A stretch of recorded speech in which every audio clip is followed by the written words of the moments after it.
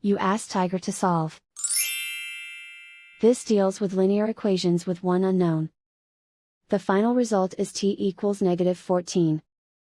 Let's solve it step by step. Simplify the expression. Expand the parentheses. Simplify the arithmetic.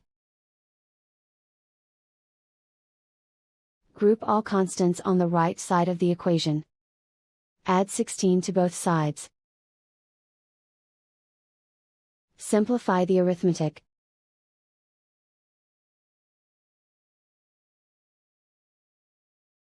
Isolate the t. Divide both sides by -2. Cancel out the negatives. Simplify the fraction. Move the negative sign from the denominator to the numerator. Find the greatest common factor of the numerator and denominator.